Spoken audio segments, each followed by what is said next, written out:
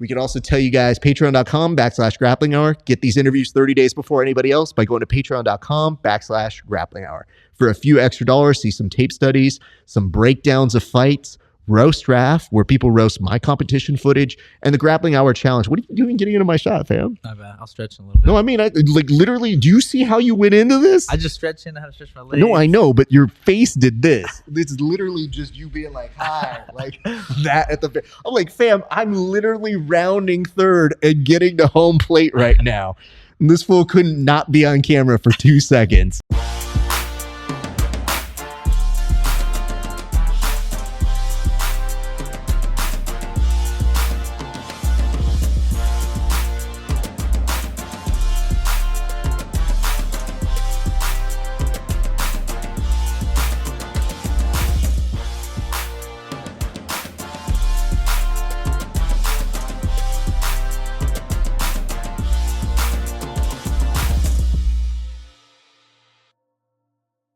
What is up, ladies and gentlemen? It is your friendly neighborhood BJJ podcaster, Raph Esparza, coming to you with another great installment of the Grappling Hour. I hope you are having a good day. I've been having a pretty good day. You know what? Actually, I'm lying. It was a rough day, and here's why. The gentleman who is joining me for the show today, he came. He wasn't preparing to roll, but then he did roll, and he did pretty well. I'm not gonna say he did super well, but okay, well, we'll get back to him in a second. But before we get back to our wonderful guest, a few quick reminders. First and foremost, if you like this show, and I hope that you do, I would love it if you find us on patreon.com. Go there, patreon.com/grappling hour. What do you get if you go there? Well, if you pay $5 a month, you can see my interviews 30 days before anybody else. And for a few extra bucks more, you could see extra bonus content not available anywhere else, including tape studies, fight breakdowns with athletes who have competed. So a lot of our friends, including Gabe Green, Gary Tonin, Ethan Crowenston, like a lot of these guys who are in big organizations sit down and break down some of their biggest iconic matches with us, and we appreciate that. There's also a segment called Roast Raph, where people roast my competition footage, and for whatever reason, that's people's favorite segment. Don't know why. You can also catch the Grappling Hour Challenge, where some of our friends are given a card, and they are trying to get that submission on me within 2 minutes. You also seem to like that one, and Chris Rojic recently did one of those, and you can check that on out if you are a premium member. So go check that out, patreon.com/grappling hour. If you want to get this merch, look at this. Look at this. Model here, model over here. If you want to get this merch, head on over to raphesparza.com/merch. If you go there, all the support for these t-shirts and these hoodies, they go directly back into the show. So every dollar you pay for there buys the fancy lights, the audio equipment, the microphones, the computers, all that stuff. So it's very much appreciated. Thank you guys for that. I'd also love it if you would give us a like, a comment, and a subscribe anywhere you're watching this, whether it's on YouTube or on Facebook or wherever you're seeing it. Give us a like, a support. And if you have no idea what you want to comment on, by the end of this video, I will give you something to comment on. So be sure to hang around for that. And last but not least, if you want to continue the conversations that we have here on the show, all we ask is you go on over to our Discord at Grappling Hour. All right, let's get to our guest. All right, I've seen our guest fight a couple times. He recently had an excellent performance at LXF, getting it done within the first round via rear naked choke, if I'm not mistaken. Yes. Yeah, he was trying to do that to me today, and I could see why he's so good in that position. I kid you not, one of the best back take controls I have had the unfortunate experience of being in, but he is a stand-up dude. And, I don't normally start with beef on this show, but would you like to start with the beef? Adrian Segovia, sir. Should we get the beef out of the air right now? Get it out of the way. Do you have any idea what this beef might be? I got an idea, maybe. Okay. Maybe. Okay. What would the beef be if you were taking a guess? I came and I was like, I wasn't prepared to roll. And then you clearly said we're going to roll. Well, I said we should roll. Yeah. And then what happens between grapplers is if somebody says you were supposed to roll, they don't back down. So it's not like you were afraid of rolling with me. At least I hope not.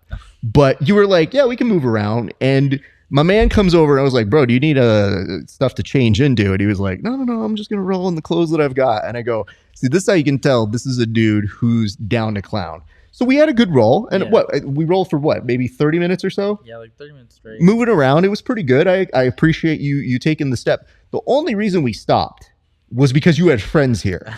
And I legitimately asked you off air. I said, if I didn't stop, would you have stopped? And you said, No, we probably would still be rolling right now.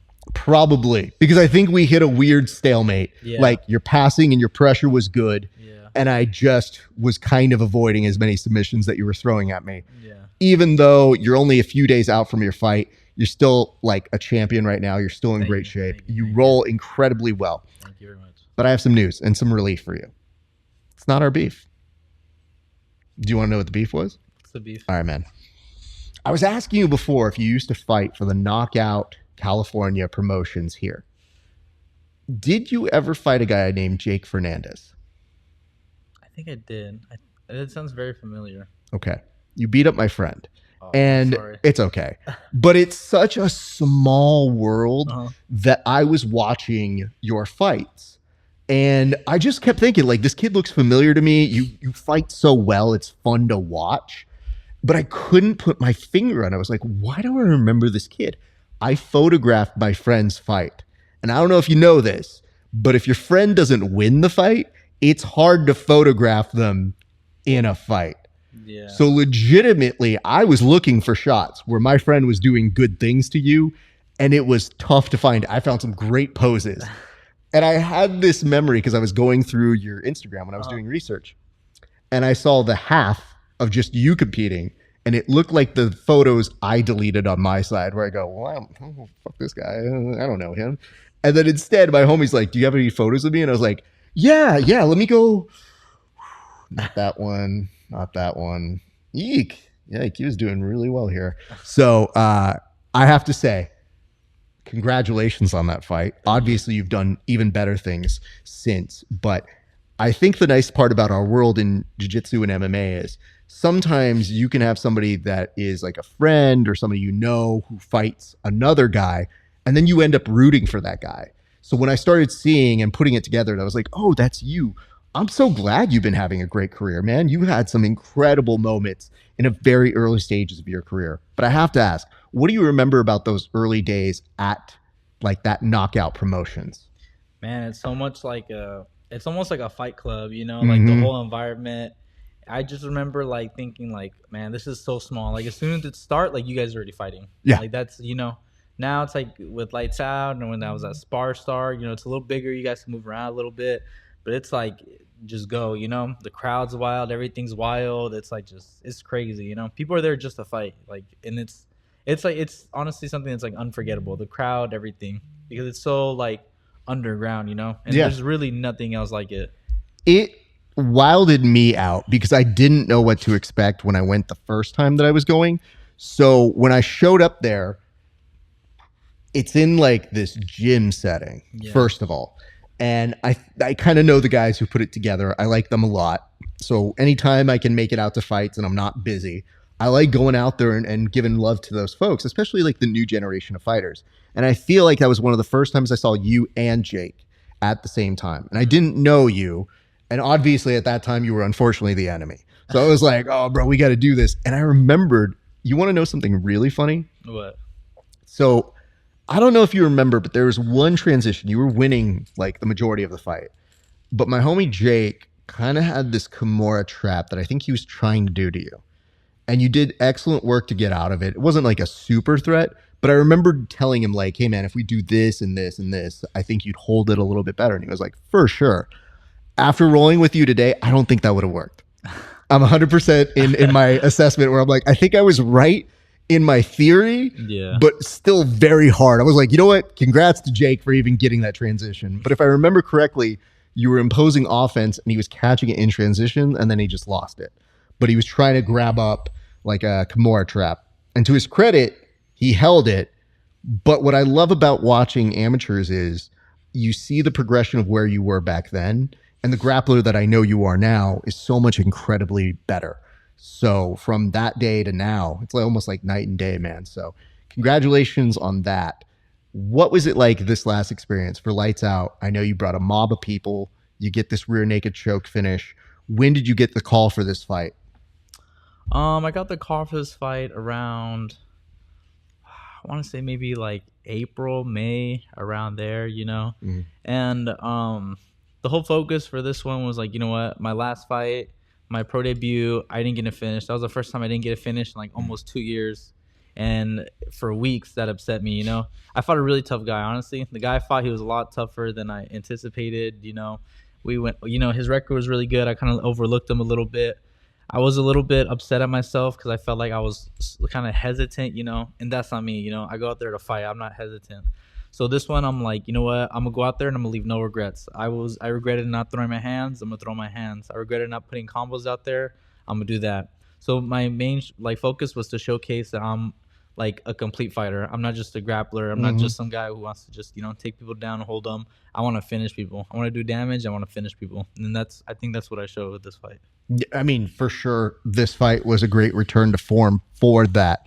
But, you know, we were talking again off air and you were saying like, your voice is recognizable. So I think we put it together. I think I commentated your fight with Aaron Troby. Yeah. And I don't know if I remember exactly what I said, but I remembered, you know, Troby's a pretty good fighter, very much a jiu-jitsu fighter as well, but you got a submission in that fight as well. And when I saw you do that, it looked so effortless. You looked so composed, and that was going to be the way you were ending your amateur experience. So was that the plan all the time, or did you end up doing the end of that fight and thinking like, all right, now I'm ready to transition? Like, what was the thought process there?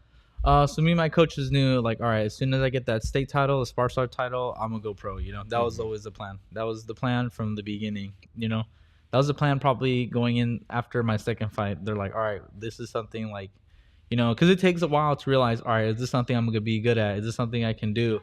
And after that, my second fight with Jake, I'm like, you know what, this is something that I can do, and I genuinely think I can be the best at.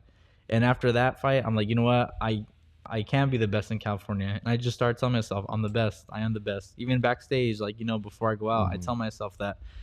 And it's just like, before I would have to write it down everywhere to repeat it to myself. Before it was hard. Now it's just, I believe it. You know, it's like I brought it into fruition. It's funny because I saw one of your Instagram posts. Let me see if I can pull this up. You would even put up something along those lines where you said, today, let me make sure I'm not misquoting this, I choose to be great today. So are you waking up with almost those kind of things that you're writing to yourself? Is that kind of how you manifest things for you? Absolutely. I'm a visual learner. I'm a physical learner. I'm, you know, so like, it's just something I'm used to doing. I have a little notebook or I'll write in my notes. I'll just put, I'm the best, I'm the best, I'm the best. Or I'll just, you know, I am great today. I am great, you know, because it's like, before it'd be like, oh, I want to be like this. I want to be that. But it's like a switch that flips in my head. It's like, I am this, I am that, you know. It's like, it's almost to the point like, you know what, before it's like I want to show the world that I'm the best. Now it's like, I'm the best. Now the world just needs to see me. That's fair. That's good. So what you're saying is, before the next time we roll, I'm gonna like write down like, I will submit Adrian, and that's what's gonna happen for me, right? It could. Who knows? You know, maybe. I like that you're like, but what if I write it down too, Raph? So no. I see how that goes. But I'm just saying, I'm a big believer of that as well, because I think the weirdest trick you have to teach people is, if you ever have ambitions that seem far greater than your capabilities, the only way they'll ever come to fruition is if you have this steadfast belief it will happen. If you don't have that, not only are you leaving it up to luck and chance, but you're leaving it in the world of maybe you can't repeat that success. Because the worst thing that happens is maybe you get your dream once, but in MMA, your dream isn't just to win one time. You want to be a champion, and then you want to be a champion that defends. So it does you no good to just say, I want to win once, like without saying like, I'm trying to win once to win 20 more times. So you got to build up those things. But if you don't believe you can do it 20 times, why are you fighting? Exactly. So I'm very much with you on this. I also wanted to ask this because you were so kind to wear this, just so everybody understands. When I challenged this man to roll today, he had his Eddie Guerrero t-shirt on. So you were actually coming to this interview wearing the Eddie Guerrero t-shirt. And I said, young man, is that an Eddie Guerrero t-shirt? And you said, of course it is. And I thought, okay, well, this is a very well-educated young man. His parents raised him right. They taught him all of the important things of lying and cheating and stealing. And then because he was rolling in that, and it's a real surreal experience if you're in Mount and Eddie Guerrero is staring at you like, get out, SA. And I go, I can't, fam. It's really hard with this dude. So now we had to swap it out because this Yeah. dude was literally just chilling over here without the shirt. And he's like, I mean, I'll do an interview with no shirt. I was like, fam, I don't want to make you look bad. So I put one on just to make sure I would not upstage our friend here. Yeah. Having said that, though, now I got to ask, name your top 5 wrestlers. Top 5 wrestlers. Top 5. Talked about it. Jeff Hardy. Okay. Triple H, just because around like 2007, 2009, he was like the man. Okay. Edge. Randy Orton. I want to say Batista, but I feel like it's a tie between Batista, John Cena, and The Undertaker. Because at that time, dude, those were the guys, yeah. Those were the guys, man. Those are like the legends. You almost sound like you're more of a SmackDown guy. Yo, if I'm of guessing. course. Oh, okay. Of course, Hey. Wait. You grew up in a very different era than I did because I was in the Raw Attitude era. So those were a lot of my guys. Yeah. So when I hear you say that, like, no, SmackDown, how dare you? In this household, you don't call Friday me a night, Raw guy. man. Friday night SmackDown all the time. Let me ask this. Have you ever hit a pro wrestling move in your training? I haven't. Oh, man, this dude's missing out. I haven't. Okay. Well, I did show you one move, so you should be able to hit that move now. Yeah. Now that you understand how to do it. But I hope now that you can take that on. Yeah. Because when I see somebody like you, I'm like, bro, if I had your skill, these kids would be even worse off for the wear. You saw me roll with one of them a little bit later, or 2 of them afterwards. Yeah, right there. And then you were just looking at me, and then I was just like, oh, it's much easier with them. I was like, bro, look, I got this dude in Boston Crab. I got this dude in this. That was easy. I was like, trying to hit him with that was significantly more difficult. But I believe in your talent. I think you can do it. Thank you. Did you have a favorite finisher? What was your finisher of choice then? It has to be the Swanton Bomb. Swanton Bomb? Swanton Did you Bomb. ever try to recreate that? Yeah, when I was a little kid, when I was Oh, in Jiu-Jitsu, and my dad and my coach were like, hey, you're going to break your neck. Like, stop trying to do that. Like, Because it's weird because your style lends itself to very aggressive. But what I like about you and both rolling with you and how I've seen you in fights, the composure and your patience. Because normally somebody your age, I can beat on the patience angle. But you were really good at maintaining a position and then not rushing something and then staying really compact and tight. So we weren't going like super fast, but it was very technical in seeing like all of what you know and what you know how to do. We were going more like at a chest pace, I think so. I mean, again, the weird part is when somebody says, let's move around, it's not an invitation to, all right, well, now we're going to have a war. Yeah. Having said that, I've seen your capabilities and I know you are capable of doing that. I'm just a little too old to be doing a full-on war for 50 minutes with you. 50 minutes, yeah. But what I can tell you is I had this appreciation of what you do and seeing where that fits into your overall game. So I guess I should ask this. For you, now you just won your second pro fight. You're looking to continue this kind of streak on. What does jiu-jitsu and training mean to you right now? Because you mentioned you want to be this overall martial artist, but you do have this impressive jiu-jitsu style that I just got a peek at. So like, what does training mean to you after 16 years now of 17. training? 17, my apologies. That's all right. But what does training mean like to you these days? Man, training's like everything, I remember I started at 9 years old. My parents just putting me in because, I wasn't very good at catching a ball. I didn't like sharing. I was very like upset because of I don't want to have to lose because someone else didn't do their part. And, I had like a lot of ADHD as a kid. So they need to put me in something. So my dad's one day, he's like, hey, there's this thing called jiu-jitsu and it's like fighting, but like no punches. And he's like, oh, there's there's a tournament right now in the Long Beach, the pyramid, you want to go? I'm like, oh, okay. And then I remember just seeing it. It looks so different than anything else. It's what are they like? It's they're fighting, but they're not punching each other. Literally, how did he describe? I'm like, what is this?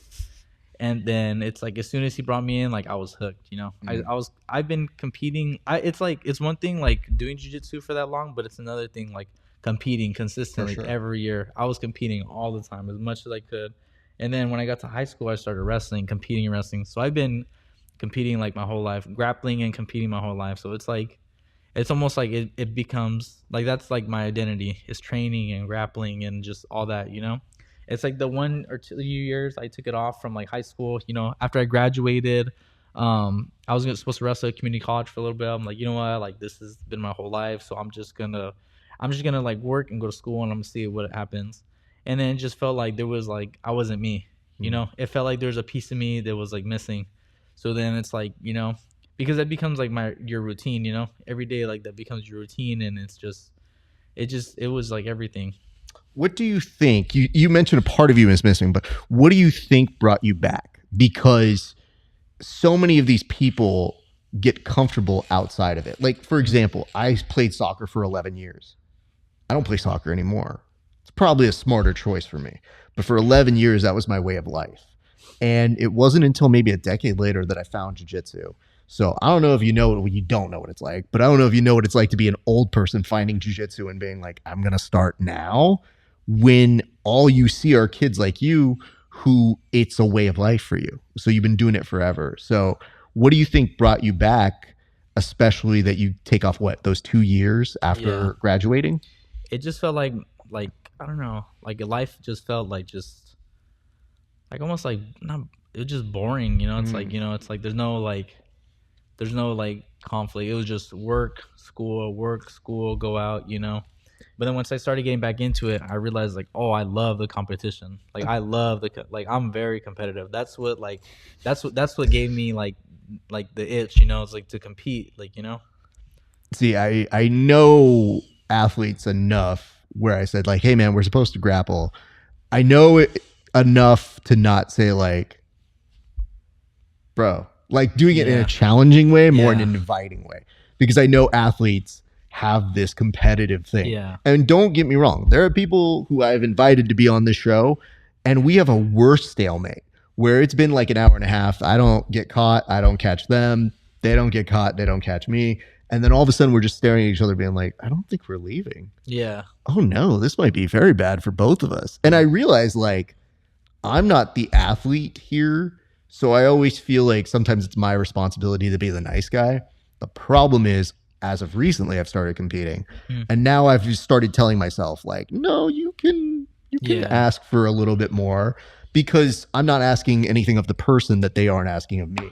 So that's why, you know, I'm talking with you off air and I just go like, I think we should probably stop. Yeah. Because I have to do this interview. It is late. I don't want to be a dick to your friends or your schedule.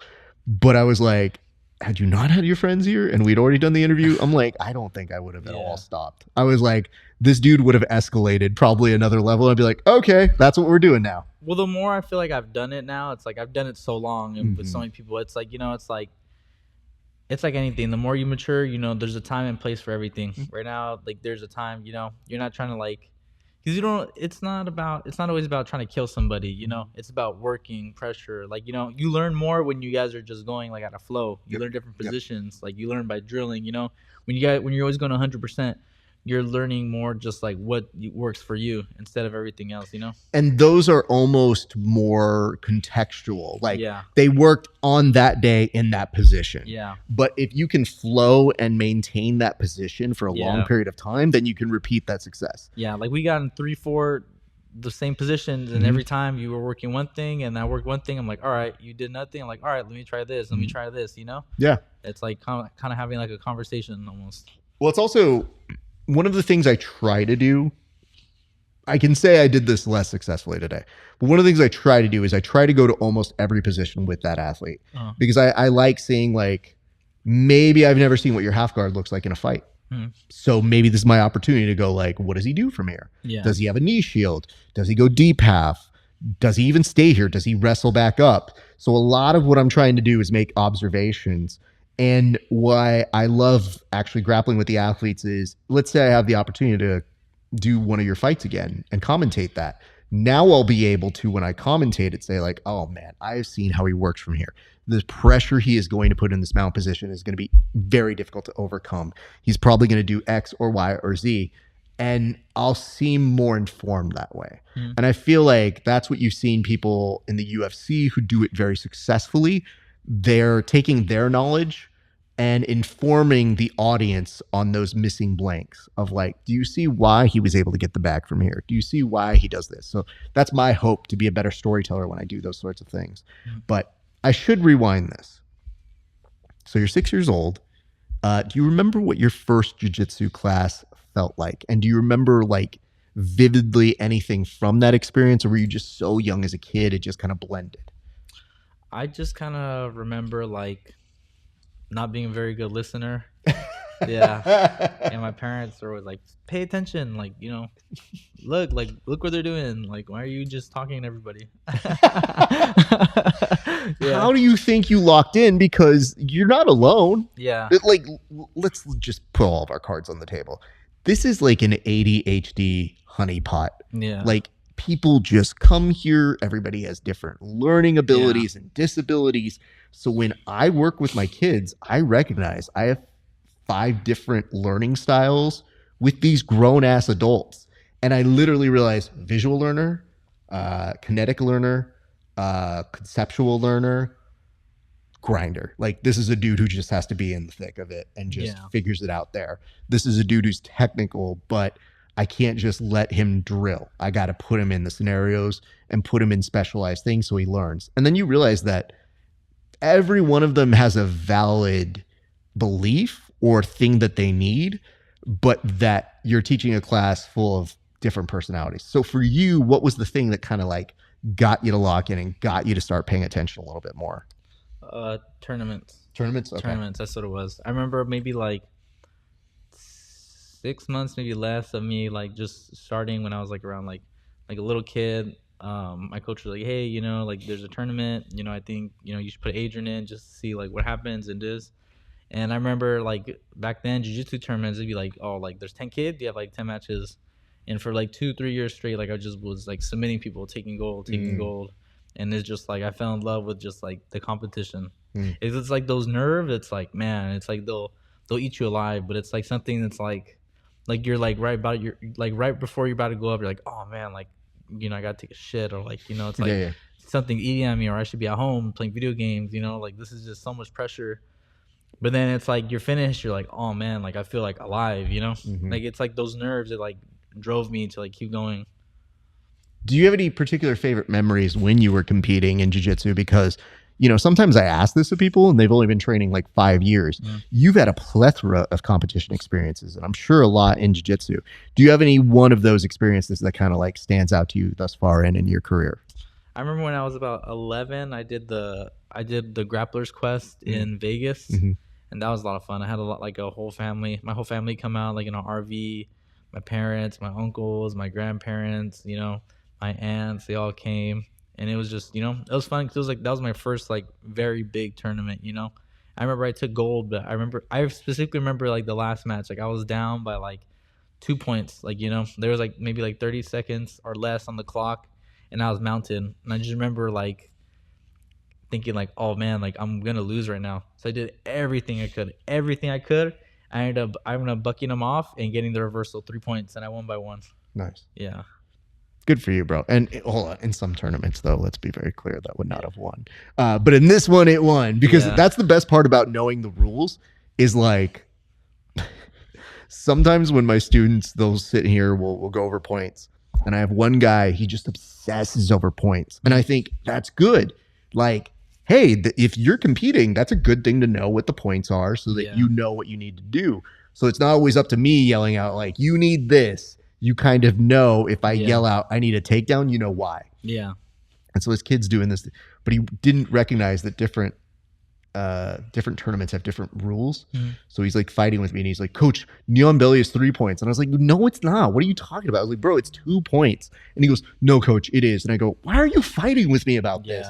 This is like, I will verify it right now, you goon. Yeah. And he's just like, but like, Coach, it was this at one tournament. And I go, right, dude.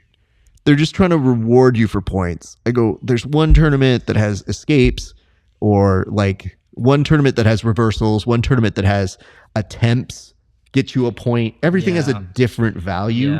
So I'm like, part of the strategy we have to do when we start getting ready for a tournament is I look and read what the rules are. And then I come here and I say, this is what we're prioritizing. This is more important than this.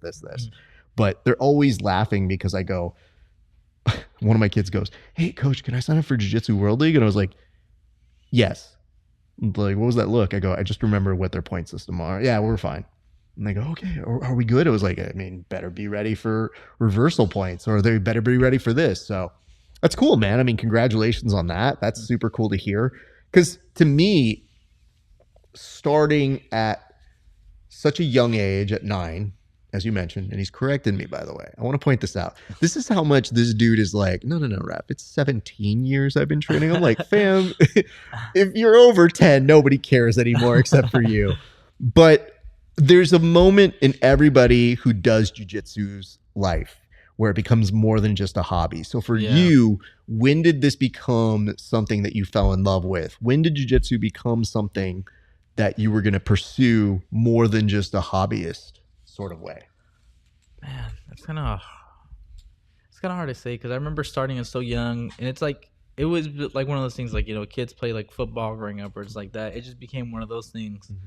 And then I transitioned into wrestling, and then it's just like, oh, like, you know, wrestling became like my thing, you know.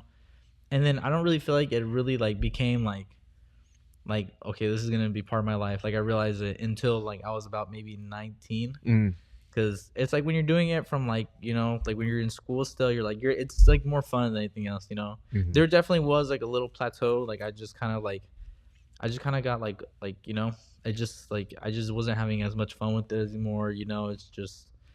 It was in a really weird time where it's like the kids classes, everything started to thin out. It's like, you know, it's like, oh, I'm still like 12, but like if I go with the adults, you know, there's no point because like, you know. And then the only kid here was like, he's like 200 pounds. I'm like 110, you know. So it's like, oh, you know, I started getting like just little things, and I was like, oh, you know, I'm gonna just hang out with my friends and everything else. And I started wrestling, and it was cool. It was just more like for fun and stuff. But it wasn't until like I graduated, until I turned like 19. I'm like, okay, like this is something like I need this in my life, you know, because it's like, it's what I've done my whole life, you know. I've competed, trained, like just work out, you know. And I didn't really, at the time I was like, oh, I'm gonna start going to the gym and like lifting weights, or like I'm gonna start like running, or like just something else.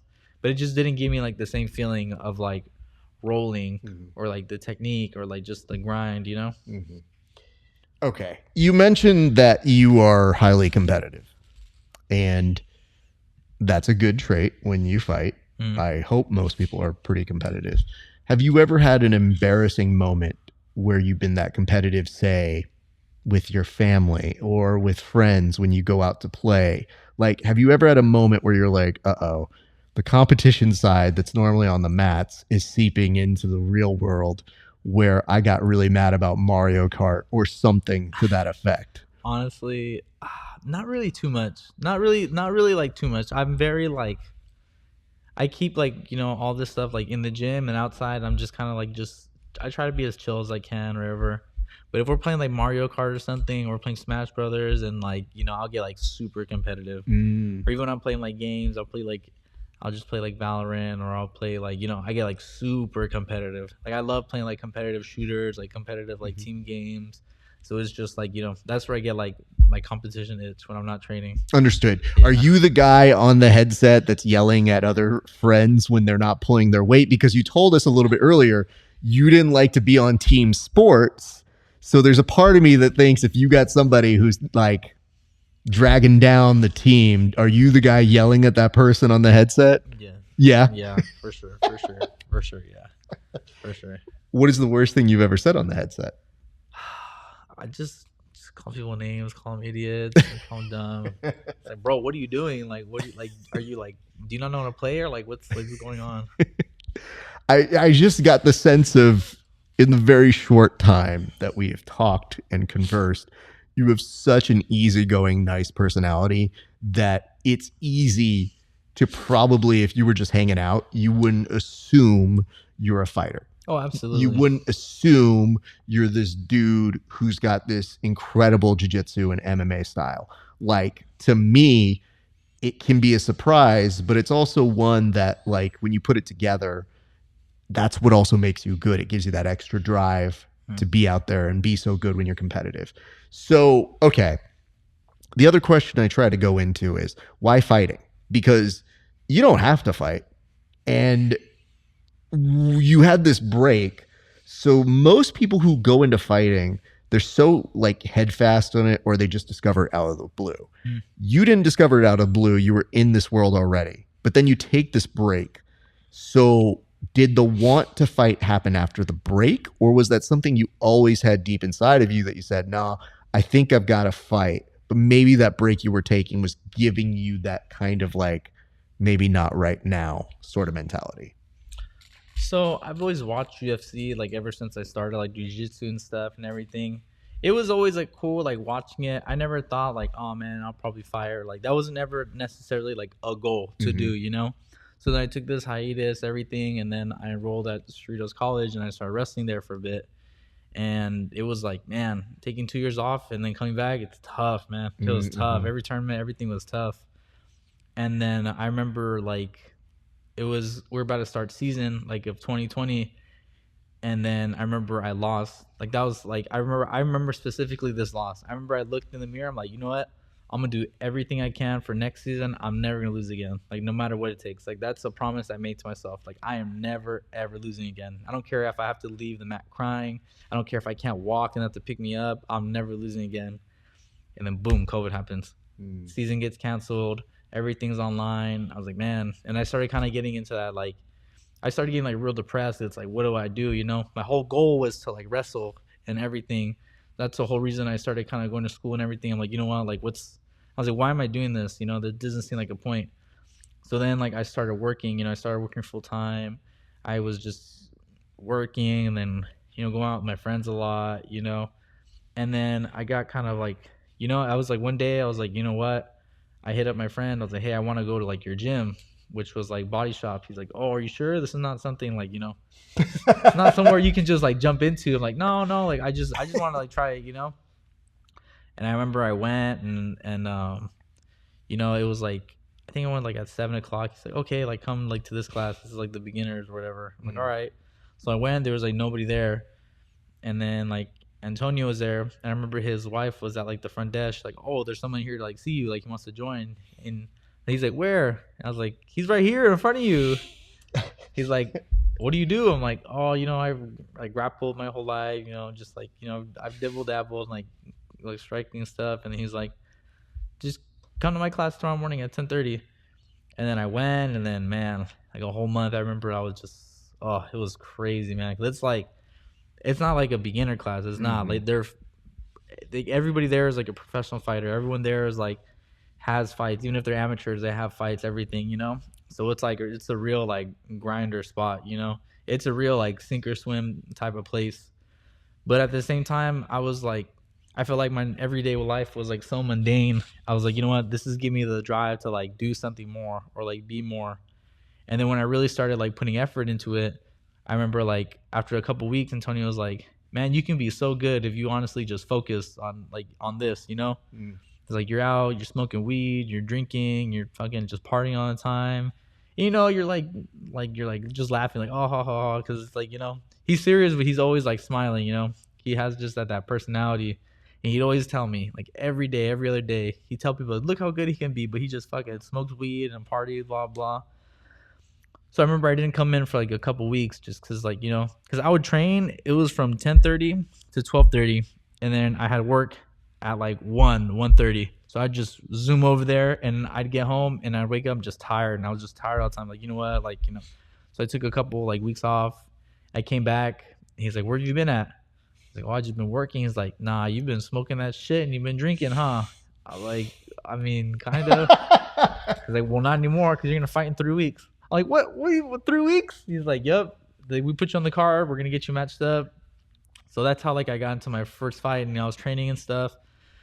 And then I remember Tracy, the matchmaker. He's like, "Oh, you know, we had a couple guys, but like, you know, everyone's like pulled out, or no one's like, no one wants to fight like a grappler or whatever." He's like, "I'm having a hard time matching you and this other guy who's like a Brazilian Jiu-Jitsu black belt, and like, you know, he doesn't want to like, you know, no one wants to fight him." And then I don't know what was going through my head. The first thing he said that, I was like, let's do it. And then I accepted it. Because it's like, at that point, I'm like, you know, I've been grappling for like 15 years at that point. So it's like, what's someone going to do that I haven't seen before, you know? And I remember just thinking, man, like, I was like, fuck, I have 3 weeks to prepare for this. I was like, I have 3 weeks to prepare for this. I was like, oh my God, what did I just do? And then, yeah, I remember I submitted him in the first round. Like within like a minute, I got him in a rear naked choke, and then like it seems like that's after that, like, you know, everything changed. The way like I looked at life, the way I looked at training, the way I looked at like just everything, you know. Was there ever going to be a moment that you were going to not take that fight? Because I know it's a good amount of faith. Mhm. And you're right in mentioning Team Body Shop. They don't fuck around. Like, I think that's the easiest way to really put it out there. They're known for having an aggressive team.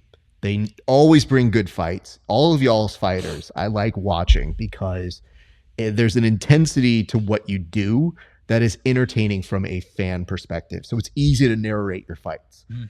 Having said that, you don't know any of that shit. Like, you're just coming back to this world, and you can coast in the world of jiu-jitsu for years and never have to fight. You don't have to do it. It's not a thing that you're ascribed to do. But when they mention, oh yeah, we've got a fight for you already, is there a moment where you say, like, I don't know that I want to do that? I was just kind of thinking, I was like, you know what? Like, what am I like doing this for? Like, it's like, what am I going to do? Say no and then go back to like just working all day, like working. I would work like second shift. So it'd be from like 1 to like 1.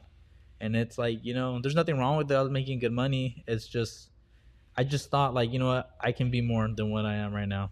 And it's like, I remember like telling myself like, I want to be more. I want to do more.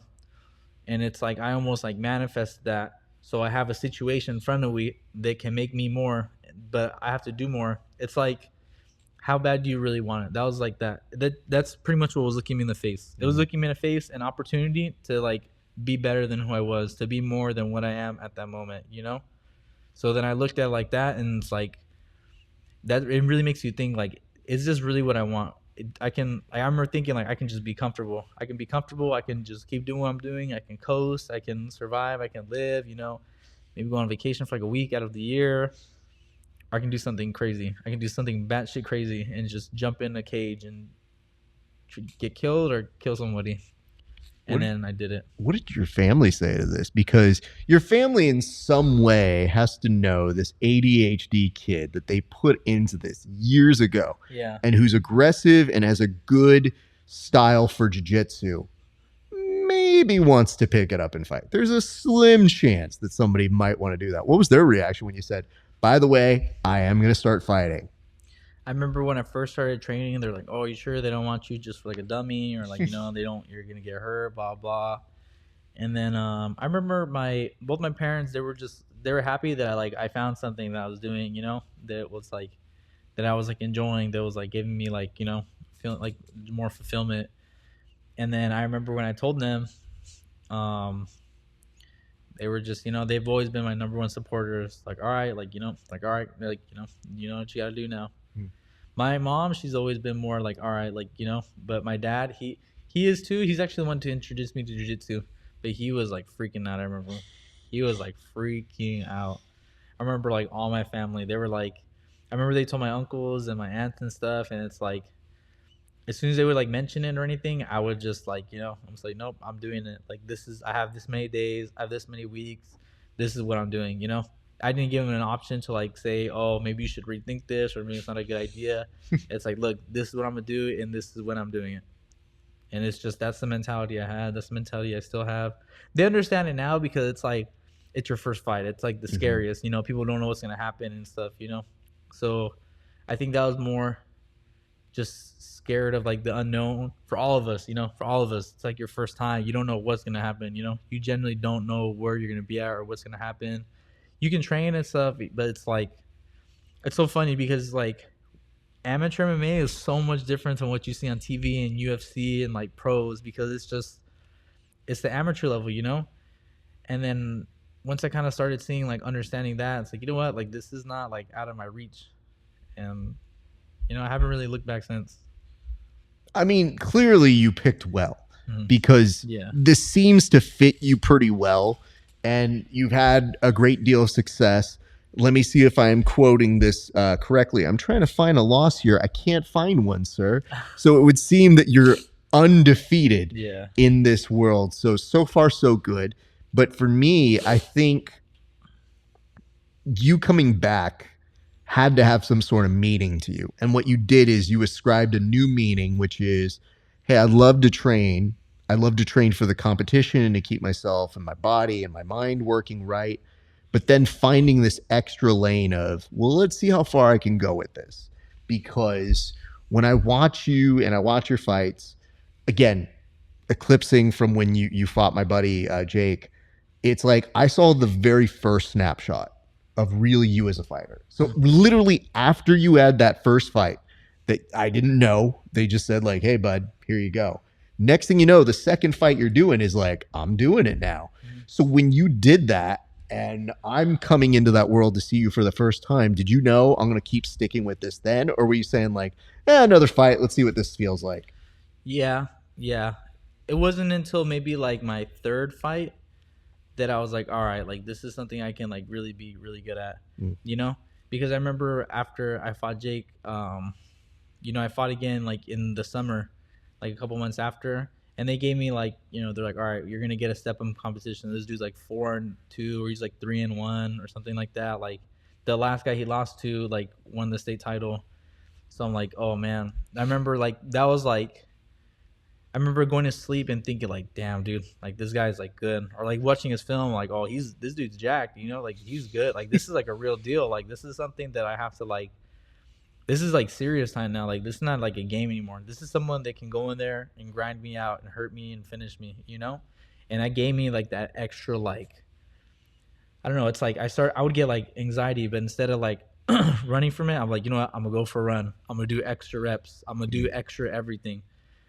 And then it's like as soon as like I learned how to transform that the energy and like that like anxiety and that like fear, it's like, oh, this isn't like anxiety. Like there's the difference between anxiety and excitement is your mindset, because it's the same nerves. It's just a different mindset. It's like flipping a switch. So I'm like, ever since then, I'm like, you know what? These are my superpowers kicking in. And I remember I finished that dude in like 30 seconds. Like he like, you know, he was really good. He was like a Greco-Roman guy. And then I remember we clinched up. He tried to take me down, and then I ninja choked him, and like I just put him out.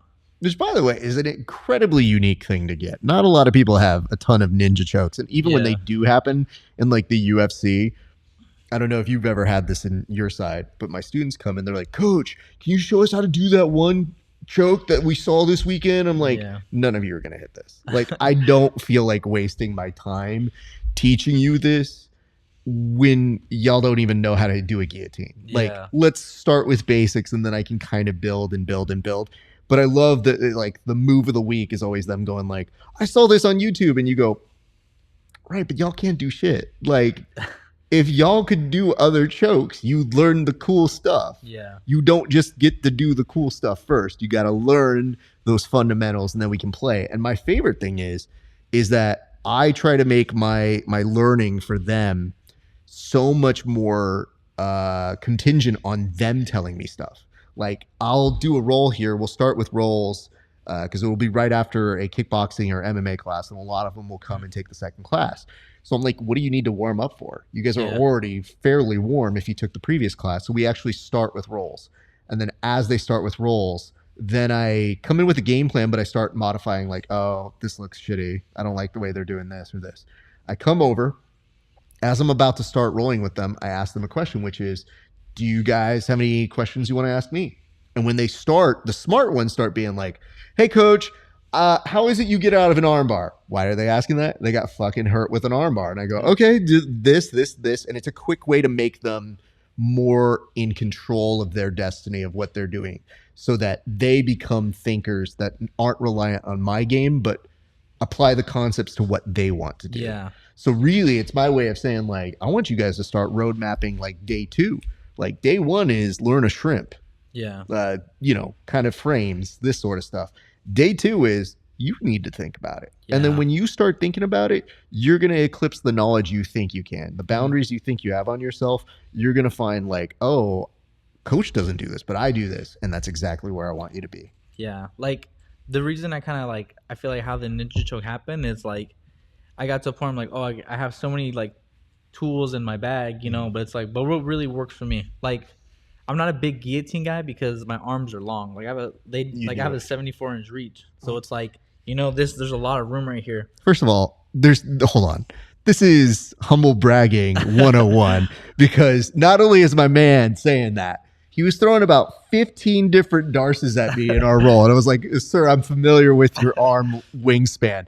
But then too, I love that as you were like, I got a 15-inch wingspan over here. And I was like, brother, you're fine. You don't need to blind the camera here with the gun, sir. So, but like, yes. You know, I remember thinking like, oh, I can't really get like guillotines. I remember telling my coach.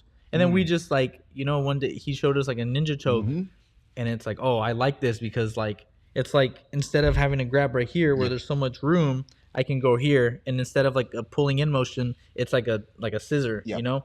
And I remember as soon as he shot in, like I had the neck. And instead of like, you see so many people, they get the neck and they'll jump guillotine or like they're stuck because I feel like regardless of wherever I'm at, the guillotine's always 50-50. Like, you know, just for me because. Well, hold on. I'm just doing this real quick. Guillotine's not super good because I was giving you too much respect on those guillotines. So now I'm like, no, I can eat that. I'm gonna be okay with that. So then I remember like as he was like still driving in, I'm like, oh, he's driving in. He's gonna take me down, but he's not fighting the hands. So I remember I just cupped the chin right here, slid in, and just I kept it. He got the takedown. I just scrambled up, and by that time it was already too deep. Like it was like, you know. I mean, that shit's sucky for him, but dope for you because that's a real nice highlight to have. Yeah, like to get one of those moments, that's got to be super incredible. I want to ask this. So, what is the plan? Let's talk immediate future. Like, where are you going in the immediate future? And then take me out 5 years. Like, where do you envision yourself as a mixed martial artist? Do we see you fighting pro in like the UFC like that? Do we see you fighting continuously? Like, where do you see yourself maybe in the next 6 months and then in 5 years, sir? The next 6 months for sure. I'm gonna have one more W by the end of the summer, and then 6 more months. That's probably by the end of the year. My goal this year is to go 4-0. If I can get a 5-0, you know, that'd be perfect. You know, but 4-0, that's the goal this year. Okay. 5 years from now, I'm gonna make the big money. Wherever I'm gonna go, my plan is to go where my worth. You know, UFC's good and stuff. But if someone's gonna pay me, like, oh, we know this guy's the best. They're gonna pay me the best money. That's my plan, you know. And just kind of, I want to really like advertise myself as a brand. I want to start making more money, doing more revenue. You know, that's my plan. And then like have all that set in, helping take care of my parents. You know, just being the person that people can kind of like lean on more. I feel that. You hear that, Saudi folks? He's like, if you got money, just show up for him. He'll consider it, but you better have the best offer on the table. Better get the best offer. I mean, look, can you not see the bling right here? Like, my man, these aren't coming cheap, bro. Like, he needs the style and profile when he's out in these interviews, fam. So don't be coming at him with lowball offers. You bring this man some good money because you get some good return on investment on that. I like hearing that, man, because for you, like I said, it's so funny and wild how the MMA world brings you back and forth with people. And like, you know, one thing that I do vividly remember at the end of the fight, you showing love to my guy, you know, you went to a decision with him in that second amateur fight, but like you looked good. And I remembered thinking like, you gave me stuff to go to my friend and say like, hey man, let's come here, let's workshop it. And literally after his fight, we came to this gym and I was like, let's fix this here. And I remembered going over stuff that I thought made him a sharper grappler. So, you know, I have you to thank for that because he was a homie who he was fighting with a person that I knew and who's like a great, great coach, but he would get additional rounds with me. And what I like to tell people is I'm like, I'm not your MMA coach. I don't pretend like I'm your MMA coach. I'm your friend who can give you good rounds and maybe give you some outside perspective on how we fix things, and we'll work with you. So when I saw that, I was like, damn, okay, we recognize he was off here. We're going to try to fix that up. So, you know, you have those moments. You were kind to him. You were cool. I, you know, very much appreciated the sportsmanship. And then after all these years later, when I started seeing you out there, I didn't even put together. In fact, I think when I was commentating your fight, they don't give us prep sheets. Like there's no prep for it. So it's a lot of me having to talk about stuff on the spot. And I remember just kind of seeing your fight and going like, oh, okay, I'm going to keep tabs on him. Like I'm going to see when he pops up. And when I saw this last fight and just the way that you were able to put it away, I said, all right, let me see if I'm going to reach out to him. And then you wore the Eddie Guerrero t-shirt. I was like, you know what? He's begging me to do this at this point. This dude challenged me to do this. So really, your work has continued to be really good, and I'm glad that you're actually kind enough to come out here and do this. So I have a couple quick questions before I do the last little let you cut out here. You have two friends who have been so kind. They got us some food. So when we're done here in a second, we're going to go ahead and start eating. And they're already chowing down on some pizza. And what did you guys have to get? And did you bring it? You brought some ranch. How many ranches did you bring? He's got the whole ranch to himself. Hold on. Did you say 5 ranches? Wait, yeah. I'm sorry. Are any of you guys having the ranch? You had 1. Okay. How many are you going to go through? Why did they get 5? Honestly, I'll get my pizza. I don't have enough. I say I have ranch with my pizza, you know? You answered the question, sir. Yeah. How many of those ranches are you going to go through? At least minimum 2. Minimum 2. Okay. Minimum 2. 2 I can understand. If I see you hit a third one. There's 5 ranches. There's 4 of us. I'm like, there's going to be a leftover ranch. So, And then Moses, he doesn't really like to eat all his ranch all the time. So I'm like, oh, dude, come on. Wait, hold on. Are you sitting there watching to see how much ranch he's using? I know he's not going to use a lot. Every time we go out to eat, all 3 of us go out to eat all the time. And this dude's like, oh, I'm not going to finish my food. Can you finish? I'm like, dude, of course. Come on. I already know the deal. So let me ask this. If you weren't eating tonight with us here, where do you think you guys would have gone? Oh, we'd be munching anywhere, honestly. Yesterday, we just had Korean barbecue. We love Cane's. You know what's okay? Let me point this out. There's another guest who I just interviewed. He was supposed to come roll, but he did have a reason not to that day. I'm like, this guy. But at the end of it, because he's competitive too, and I was just like, bro, you're ducking me, all this sort of stuff. And he just goes, no, man, we're going to go. We're going to go. And I was like, well, what kind of food do you like? And he goes, Korean barbecue. And I was like, well, loser buys Korean barbecue. And he's like, done. You don't get that deal. I'm happy to put good money down and being like, all right, a good meal here, but I can't afford a Korean barbecue with this sort of deal. I got to hedge my bet a little bit more. I want to be like, you know what? If I keep you to 3 submissions, I feel like I'm going to earn something. We'll come up with a side bet. Yeah. But I will tell you this. The reason I was asking all these questions, you mentioned off air how much you needed the ranch, and it concerned me. Yeah. And then you kept telling them nah, man, I'll give you extra money for this ranch. Yep. So is that the worst thing that you eat, or do you eat worse things than that in a bad way? It depends. Am I getting ready for a fight? Am I Let's say you're not getting ready for a fight. Let's say this week alone? Yeah, this week right now. Okay, this week for lunch I had ice cream. Straight ice cream. Brother, this is the worst. I had Chunky Monkey for breakfast. Had waffles and eggs for breakfast. And then before I came, I had some chicken, and then I'm like, oh, I'm gonna have more ice cream. Okay. Yeah. Okay. Hey man, you won a fight. You deserve to eat how you eat.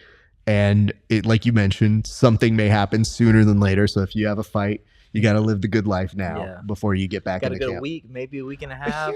Here's the worst part, though. You're still in shape. So this is the part I hate about you kids with this good metabolism is, be fat. If you're doing it, at least put on a few extra lbs, because this is just annoying that you're in this good a shape afterwards. I definitely did put on a good amount of weight. No. I know. I'm not saying you're coming in with nothing. You still were a little heavier. Yeah. But all things considered, that's a lot of your jiu-jitsu, not you being fat. Yeah. So I give you that much. But okay. The other question I had for you is, you were mentioning both of these guys used to wrestle with you. Mm-hmm. Okay. I'm going to put you on the spot. Right now, let me see. Moses? No, that's not Moses. That's that one. Which one is you? Jonathan. You and Jonathan wrestling round. Who wins? Me. You. Okay. Yeah. Jonathan, is that facts or not? Oh, Jonathan's trying to get on the mats right now. I'm trying to get on the mat right now. Jonathan, you know what, Jonathan? I appreciate the gameness, but this man needs his ranch first. I'm just letting you know we'll put up a super fight a little bit later. I'll just say this. Your boys came. I didn't know they were going to come, so that's why we didn't have a full-on grappling sesh. But they were so kind. They went to go get the food. They were so patient to let us roll. I appreciate that. But I did offer to both of them if they wanted to train. That's true. And Jonathan gave me this look that did this. Doing that sway. And I go, I know what that sway is. And I go, it's a little little too committed. This dude's going to be really good. And I'm thinking to myself, I'm like, how much do I want to work out here tonight? Because I already have you as a problem. I don't know if I need somebody who's going to be taking me down ad nauseum to do that. So, Jonathan, just know you're welcome to come back here and roll at any given time. We will make an actual training day should you guys ever want to come back here. Moses, you need to come back and train, buddy. Yep, you gotta come I'm back letting and you know train. because the people now know you didn't train, so I got to tell them. I just can't lie here. Moses, give me one reason why you're not training right now. I don't know how to wrestle. I don't know jiu-jitsu. But Who you gotta gives a learn. crap? You know learn, wrestling. That's You gotta half of the learn. balance. Yeah, I'm gonna get submitted quick. bro, that's part of the game. That's part of learning. Yeah. But don't you want to submit somebody? Yeah. Okay, then you need to show up. Like, bro, you've got great source guides here. I'm just saying, all you guys, whenever you got like a pack of people who you've wrestled with, that's a cheat code. You need to take advantage of that cheat code. Because you know what happens on my side? I get all these jiu-jitsu nerds that don't wrestle. And then all of a sudden, when somebody's like, how do you get a takedown? I'm like, don't look at me. I pull guard. You guys figure that shit out. So I'm just letting you know, you've already got an undefeated resource here. And excuse me, sir, Jonathan, a CIF champ? State? Jonathan, real talk. I might bet on you, like on the wrestling rounds. Like, I don't know. We need to talk a little bit about accolades. Like his wrestling, I'm sure, I've seen it. It's pretty good. But like, we'll talk, okay? Nonetheless. So what I would like to do right now, that's your camera right there. If you wouldn't mind staring into it, give a shout out to anybody you want to. Let people know where they can find you. Like, that is your camera to thank. And also give a shout out to your sponsors if you want to, sir. Camera is all on you right now. I want to shout out to my sponsors, A+ Portal Potty, Ozone Body Mechanics, Hot Wheels Detailing. I want to give a huge thanks to my parents, my coaches, the Team Body Shop, everybody. I want to thank you for being here today. It was really fun. I had a lot of fun today, rolling and everything. And, thank you. Appreciate that, man. I had a lot of fun rolling with you. And we're going to resolve this, okay?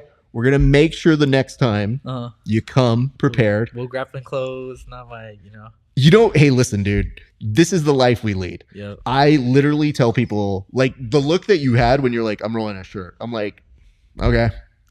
Like, this is an MMA gym. Yeah. I'm lucky if I get some of these guys to have a non-sweaty, like, rash guard, or like if they come from the previous class, they have some dirt. Like, one of our guys, he literally had a shirt that just kept getting yanked out. It used to be form-fitting, and he looked like a friar. With this, and then like the sleeves are all like this, and I go, bro, and I even looked at him, I go, do you need a rash guard? And he goes, I'm okay. And I go, just take this, dude. A sponsor gave it to me. I'm giving it to you.